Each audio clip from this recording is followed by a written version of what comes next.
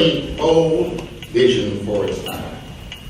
And for her goals, she was often scorned by more moderate Southerners, threatened by arsonists, and denied the critical attention she deserved as a writer.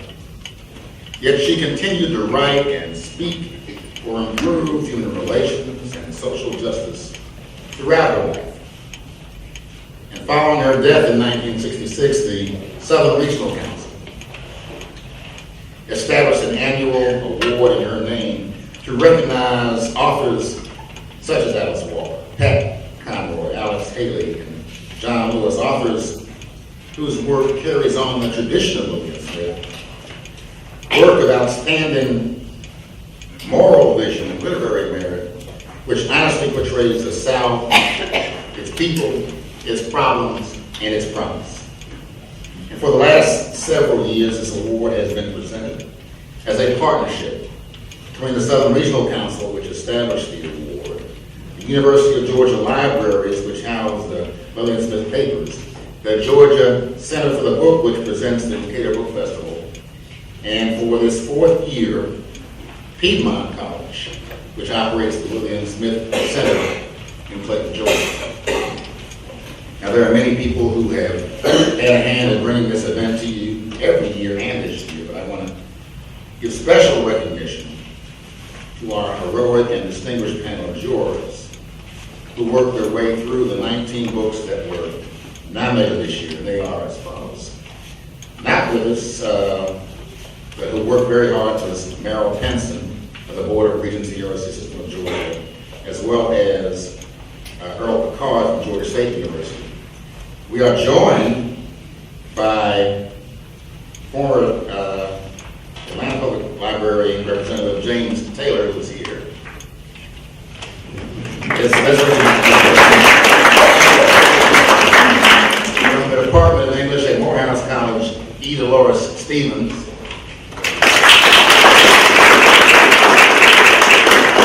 Once again this year from Clark Atlanta University, Mary Twining Baird.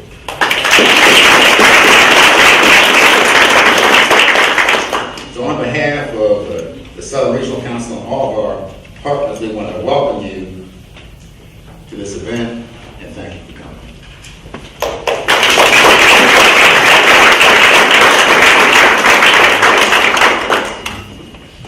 Good afternoon, and thank you, Charles Johnson. I'm Toby Graham. I'm the University Librarian and Associate Provost at the University of Georgia. Charles, we are grateful to you for your leadership of the Southern Regional Council, and grateful to you for your leadership of the Lillian Smith Book Awards, celebrating its 50th year.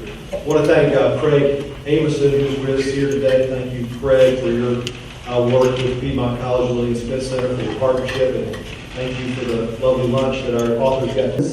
James Foreman Jr., Locking Up Our Own, Crime and Punishment in Black America, asks, how did a majority black jurisdiction, that is Washington, D.C., end up incarcerating so many of its own? Or as the very laudatory New York Times review of Professor Foreman's book asks, how people, acting with the finest of intentions and the largest of hearts, could create a problem even more grievous than the one they were trying to solve. Professor Foreman has given us a more complex, nuanced understanding of the national tragedy of mass incarceration. And for that, his book has garnered Pulitzer Prize. It was a New York Times top 10 book for 2017, and now has won a Lillian Smith Book Award. James Foreman Jr. is professor of law at Yale University, formerly at Georgetown University. He is a graduate of the Atlanta Public Schools, attended Brown University and Yale Law School. He clerked under Judge William Norris, the Ninth Circuit of Appeals, Court of Appeals, and for Justice Sandra Day O'Connor of the United States Supreme Court. And after that educational and work preparation, he made the decision to join the Public Defender Service in Washington, D.C., where for 6 years he represented both juveniles and adults judged with crimes. Frustrated by the lack of educational opportunities for his clients, James Foreman and David Dominici started the Maya Angelou Public Charter School as an alternative school for students who had dropped out or who had been incarcerated. And over time, the school expanded, coming to operate and ultimately to transform the school run within DC's juvenile prison. Professor Foreman, on this, the 50th anniversary of acknowledging social justice writing, it is my pleasure to present to you the Lillian Smith Book Award.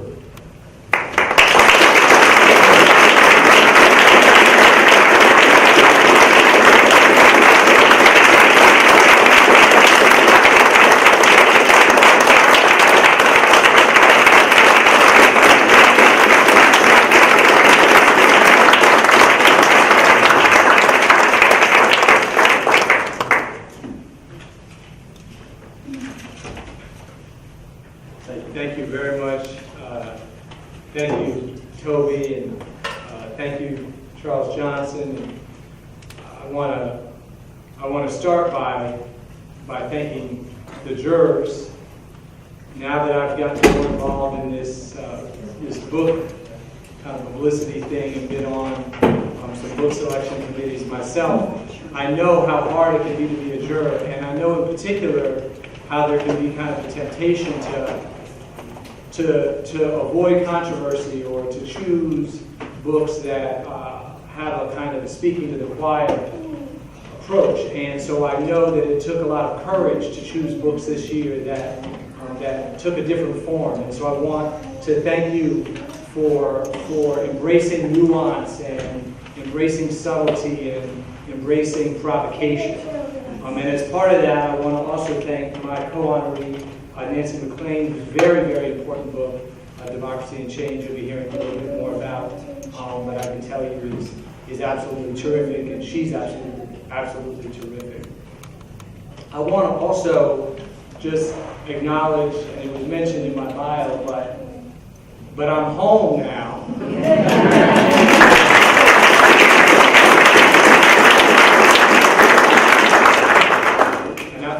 About that. They put, on the bios, if you look at the bios, mostly of professors, they give you kind of a standard default template when you arrive. And you're supposed to put where you went to college and where you went to law school. And I said, well, that was okay, but I wouldn't have been at college and I wouldn't have been at law school except for my public school background. And I want to put Atlanta Public Schools on my bio, and they said, we haven't done that before. And I said, we got to do it now.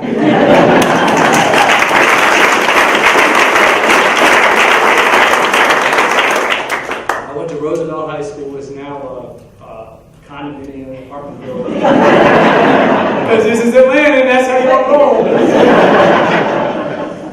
Just down the street from what is now Maynard Jackson High School. I also want to acknowledge, libraries. We're in a library, and I was raised by my family, my parents, my community, by my schools, but I was also raised by the local libraries. My mom was a single mother. My parents split when I was young, and she worked at Grady. She was a nurse at Grady Hospital, and she worked evening shift. And so that meant that when we got out of school, she wasn't available to pick us up from school. So she sent us from Martin Luther King Middle School across the street to Georgia Hill branch of the Atlanta Public Libraries.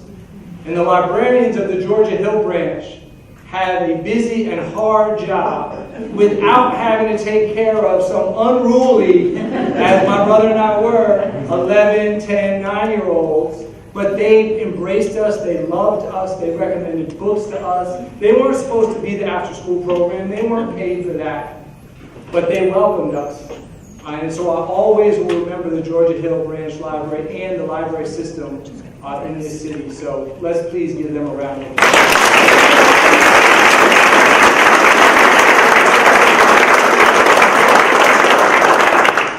All right, so now that I've used up half my time, I'm just going to say, I'm not going to try to tell you everything in this book. What I'm going to do is I'm going to tell you my motivation for writing the book. And my motivation was twofold, and one of it had nothing to do with the criminal justice system. This is a book about that system, but this had nothing to do with it.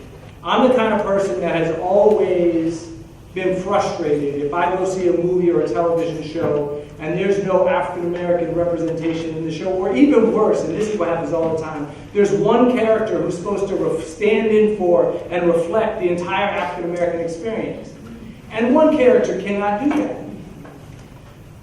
And so I knew that when I wrote this book, I wanted to write a book that showed the diversity and the complexity and the multiple layers and the class dimensions within the Black community. Now, my other motivation for writing this book very much came out of the criminal legal system. There are a lot of stories in this book. And one of the stories is of a young man that I represented by the name of Brandon. Brandon was 15 years old, charged with possession of a gun, small amount of marijuana in Superior Court, Washington, D.C. He had pled guilty and was facing sentencing. And I was his public defender. I had been assigned to represent him. And I had taken the job of being a public defender because I believed, as I believe today, that it's a civil rights issue of my generation and of this society. My parents met in SNCC, the Student Nonviolent Coordinating Committee. Offices on Poplar Street, here in Atlanta. I mean, I'm really the child of it. My dad is black, my mom is white. Interracial marriage at a time when those relationships were illegal in many states in this country. And that generation, and some people in this room are part of that generation, so if I say that generation, when I'm saying that for you, I'm saying your generation. Their generation changed and transformed America in ways that we still don't fully acknowledge their sacrifice. They marched across the Edmund Pettus Bridge. They went to D.C. 250,000 strong for the March on Washington. They faced down Bull Connor's dogs. And their fight and their struggle made it possible for me to have opportunities that were unheard of for previous generations. And yet and still, even with all those opportunities for some of us, it was also clear to me, graduating law school, that there was unfinished business to this movement. And the place where I saw the unfinished business manifesting itself was our criminal legal system, which I used to call our criminal justice system, but I'm moving towards calling it our criminal legal system because there's not enough justice in it.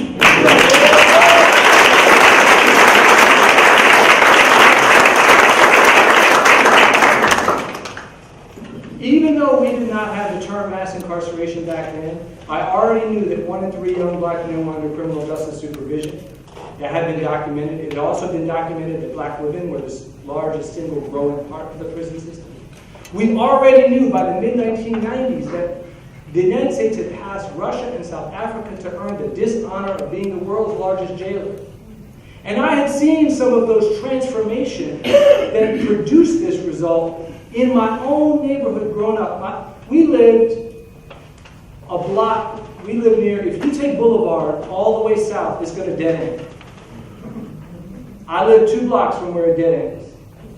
When I was a child, that meant that there were 2 huge buildings near my house.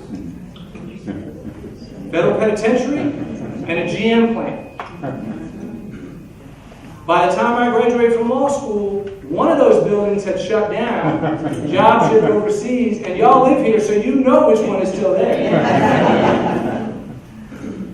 So that's why I became a public defender, to fight that fight. That's why I was standing next to Brandon, advocating for his release. I wanted him to be put on probation. His mother and grandmother were there in court. They were sitting just pretty much where Charles and Nancy are sitting right here, that close. They wanted him to come home. The prosecutor in the case, she wanted him to be locked up. She wanted him to go to a place called Oak Hill. Now, Oak Hill, it sounds good, right? Like oak tree on a hill. Like so many of our juvenile facilities, it was a dungeon. A place where drugs and violence were rampant. A place where, as a child, you always left out worse than when you went in. The judge that had to make the decision in the case, Judge Curtis Walker, and I changed his name. I changed the names of all the clients, lawyers, and to protect privacy. But Judge Walker is an African-American judge. That's not unusual in D.C. 40% of the Superior Court bench is African-American at the time. It's higher now. Judge Walker looks out in the courtroom, and what does he see? He sees a young black man facing sentencing, Brandon. He sees an African-American defense lawyer. He sees a black prosecutor. Not an unusual scene in D.C. And Judge Walker looks at Brandon and he says, son, Mr. Foreman's been telling me that you've had a tough life. You deserve a second chance. Well, let me tell you about tough. Let me tell you about Jim Crow segregation. The judge had been a child in those years, so he lectured Brandon on what it was like. And he said, so here's the thing. People fought, people marched, people died for your freedom, son. Dr. King died for you. And he didn't die if you'd be running and gunning and thugging and carrying on, embarrassing your family, embarrassing your community, carrying that gun. So I hope Mr. Foreman is right. He said, I hope one day you turn it around. But today in this courtroom, actions have consequences. And your consequence is kill. You locked him up. And I was so upset. I mean, he had taken the same history that I just told you, the civil rights history that was my motivation to become a public defender, and he had somehow flipped it on its head and used it as a justification for locking up my client. As I began to work through the anger, and it's still very much, that's a work in progress. But as I began to work through it, I began to reflect on the fact that the judge wasn't alone. The city council that passed the gun and the drug laws that Brandon was being sentenced under was a majority African-American city council. The police force was majority black. The police chief was black. The chief prosecutor in our city was Eric Holden. And so it really forced me to reflect on how deeply embedded this idea of mass incarceration had become. That even in a majority African-American community, right, where people were in some ways versed in the history of the civil rights movement, even then, even there, we were following some of the same patterns as was the rest of the country. And so that, for me, became the question of my book, which Toby asked up front. How was it? What happened in this country over the last 50 years that was so powerful, so profound, so deeply embedded, that even in a majority black community, we would end up making some of the same policy choices and producing mass incarceration in our own community like the rest of the country. Now, if I have more time, I would answer that question. But I have to honor Nancy McLean's time, and I have to honor your time. So I'm not going to be able to answer it. But I am going to tell you that there's some good news, which is when this ends, y'all can go buy a copy of it.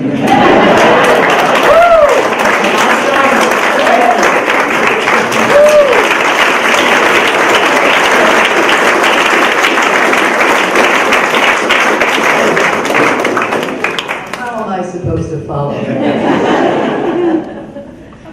I'm one of the heroic jurors.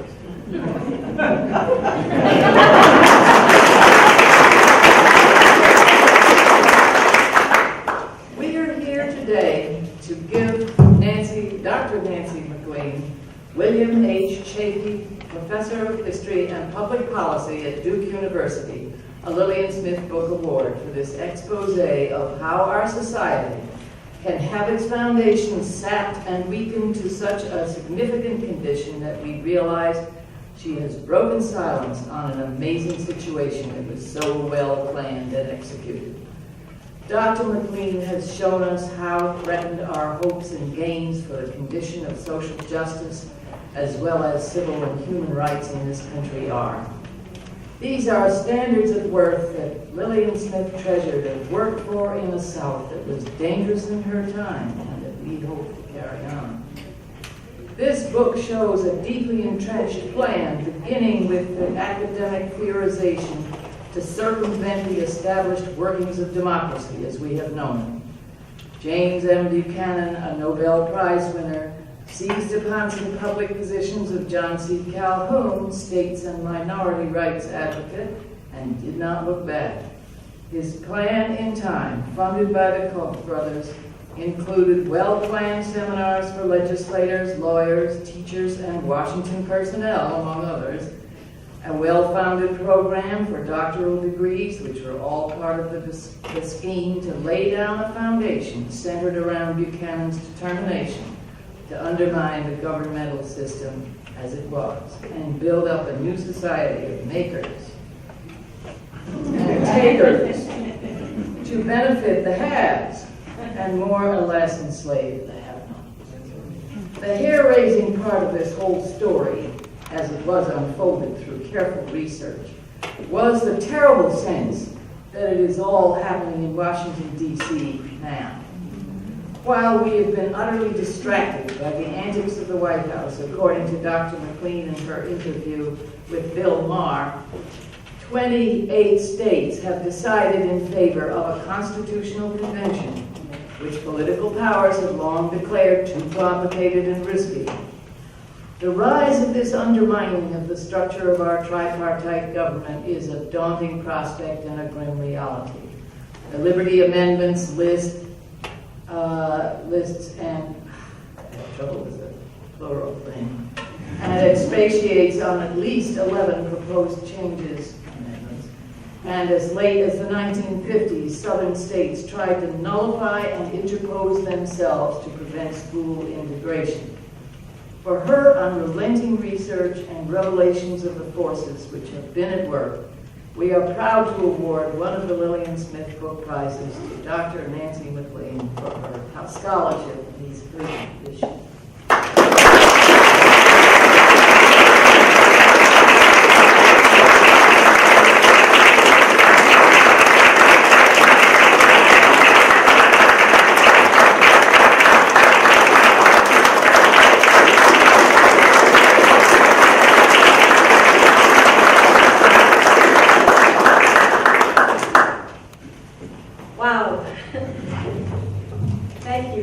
So very much, Dr. Twining-Baird, for that wonderful introduction, and thank you to the other judges and to Gene Cleveland and the Southern Regional Council, and also thank you to my friend and co-prize winner, James Foreman, whose work is just must-reading for our times. This is also a moving event for me, and also almost a kind of homecoming. And I'll just mention 3 connections that occurred to me as I was thinking about coming back to Atlanta. When I first began to study Southern history in the 1980s and to engage in primary source research on the early 20th century South, one of the historical actors whose work I found most illuminating was Charles S. Johnson, the first, the great sociologist and the editor of Opportunity. I was reading his work for my dissertation on the Ku Klux Klan of the 1920s in Georgia, after discovering a cache of internal Klan records. As you might imagine, these are quite rare, but a cache of untouched Klan records at the University of Georgia's Special Collections Library, which is now home to the Lillian Smith Prize. And my particular project in that dissertation on the Ku Klux Klan was the puzzle that I was trying to solve involved the Klan's exploitation of what we today would call family values, questions of gender and parental authority, and how these worked with the kind of apocalyptic racism for which the Klan was rightly known. I soon learned that there was no better place to start mining that vein about race and sex and white defenses of the social order than the brilliant writings of Lillian Smith. So, truly, I feel that I am coming home today, and I am so honored to be winning this prize with my friend and fellow Atlantan, James Foreman. And these are just the connections to my first book. To turn to the current one, Democracy in Chains, I'm so honored to have it presented and to have myself introduced by Dr. Twining-Baird. Because back in 1980, Dr. Baird co-authored a beautiful article in the Journal of Black Studies with someone who is a hero to many of us in this room, I'm sure, Septima Clark. And that piece actually speaks hauntingly to the story that I tell in Democracy in Chains. The article concerned Mr. Esau Jenkins and the legendary struggle that he led to bring inclusive democracy, to bring democracy, period, one might say, to Johns Island. And it contained these words, and I quote, "The blacks of Johns Island registered to vote. They found out that school boards listen to voters. Sheriffs don't pistol whip voters. Judges don't railroad voters." maybe that's changed. But officials listen to voters. Voting does count. Voting does indeed count, as Democracy in Chains underscores. And that is why it is under such threat today, in a way we've not seen for decades, and in a manner as calculated and as sweeping as the voter suppression efforts of the late 1890s and 1900s that erected the system that Mr. Jenkins fought. Why is that? Because I learned in my research, voting by ever more Americans from a more diverse variety of backgrounds over the course of the 20th century, often organized and in collective social movements, brought about many changes that the great majority of Americans value, but that a tiny minority of radical right libertarians oppose. People I've come to think about as property supremacists. These measures include things going back to the Progressive era and forward from there, such as graduated income taxes and consumer protection, such as fair labor standards and minimum wages, such as retirement security from Social Security and Medicare, civil rights and anti-discrimination legislation, federal protection of our air and water, government action on the climate and its changing situation, and of course, public schools and desegregation and more. These I learned through my research, and I really did feel as though I were entering an alternate universe when I began to dig deep into this organized libertarian movement. These developments that I've just described, that are valued by great majorities of Americans, are all anathema to a libertarian cause that was utterly marginal at the time my book starts with the Brown versus Board of Education decision in 1954, but somehow between then and now has come to dominate one of our major political parties, and through that political party, 30 of our 50 states, and all three branches of our federal government. And that cause is right now pushing a program of radical transformation that is designed to be permanent, including altering our Constitution. All without being honest with the American people about what the real end game is. But how could a tiny, extreme, ideological minority change a great nation such as this? That's the surprising story that my book tells. In a nutshell, by playing a highly sophisticated, multi-pronged, long game well. My book focuses on two men, a thinker and a CEO. The thinker is James McGill Buchanan, Tennessee-born figure who served in the U.S. Navy during World War II, came to Virginia to teach in the 1950s, and went on to win the Nobel Prize in Economic Sciences in 1986. The CEO is Charles Koch. Before I knew about Charles Koch, though, and I had never heard of James McGill Buchanan, I should say, too, so don't feel bad if you haven't. He's not a household name. But I actually picked up this trail following another story, and that was in the late 1950s when, as the new chair of the economics department at the University of Virginia in Charlottesville, he abetted the state's program of massive resistance by pushing for the privatization of public education, which was a leading demand of the massive resistors. So, intrigued by why someone who's trained as a free market economist, who described himself as an advocate of the free society, why such a man would be aligning in practice with the demands of the most extreme segregationists was a mystery to me, and I began to follow this individual through archives that ultimately led me to Charles Koch, a man that I believe will be remembered decades from now as far more consequential than Donald Trump, who currently dominates the news coverage as the program of Charles Koch is moving along in federal department and agency after federal department and agency through those 30 states and in the courts. So my book's story in a nutshell is of how Charles Koch and the vast network of wealthy donors he's assembled, over 150 now regularly attend these seminars and pledge at least $100,000 a year to this cause, how this network of organizations and infrastructure they've built up, groups like the Heritage Foundation, the Cato Institute, the Federalist Society, the State Policy Network, the Atlas Network, I could go on, there are quite literally hundreds at this point, how they have weaponized the ideas of James Buchanan over the last 2 decades to transform our country using these ideas to reverse engineer, literally, the public policies of the 20th century. They are doing this too, not really by persuasion. They just put out bromides about liberty and the free society, but they're doing it by radical rules change in those 30 states that they control, including my own North Carolina, with radical voter suppression, radical gerrymandering, undermining the rights of public sector labor unions, prohibiting action on climate, et cetera, et cetera, et cetera. So my conclusion can be stated simply.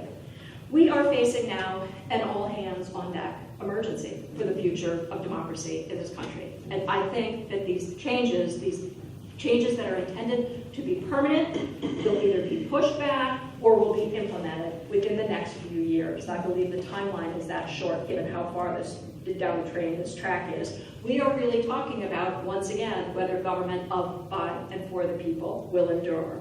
So I want to thank you for the honor of this prize, which will help me and others that I've been working with now, who are working very hard to alert the public to this danger and inform and help people to organize so that we may preserve that precious heritage that we need so much to solve the problems of our time. Thank you.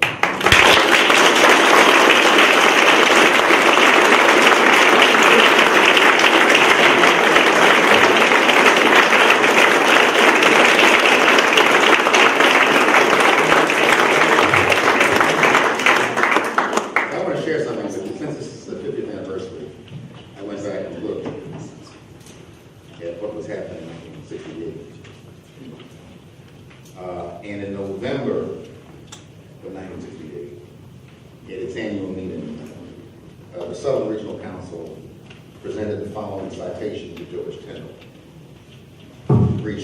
She loved the South so much she tried to make it better.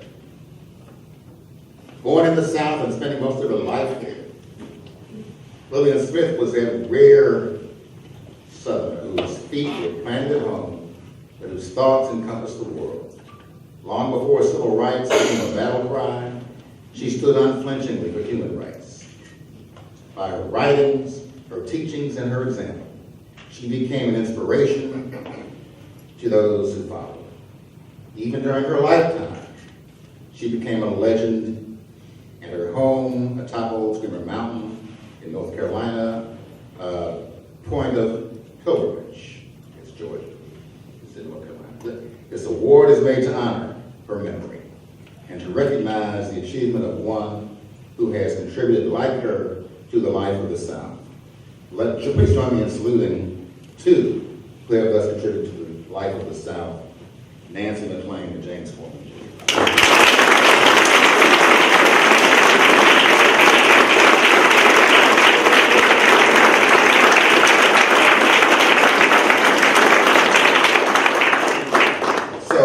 Immediately following this ceremony, copies of the award-winning books will be available for purchase in the room just across the vestibule from this auditorium. The authors will also be available to autograph books and discuss their work. I think the discussion will prove to be lively. As I previously mentioned, this is the 50th anniversary of the Lillian Smith Book Awards, which makes this the oldest book award in the South. To mark this momentous occasion, we will hold an additional event this year. A special celebration will be held on September 25th at the National Center for Civil Human Rights at 6:30 p.m. And if you're like me, and have admired Emory University's Civil Rights Cold Case Project, and the associated podcast, Buried Truths, it may interest you to know that our keynote speaker on this occasion will be none other than Hank Flibloff, who directs the Cold Case Project, and who narrates the podcast, and who is with us today. Hank, will you stand up?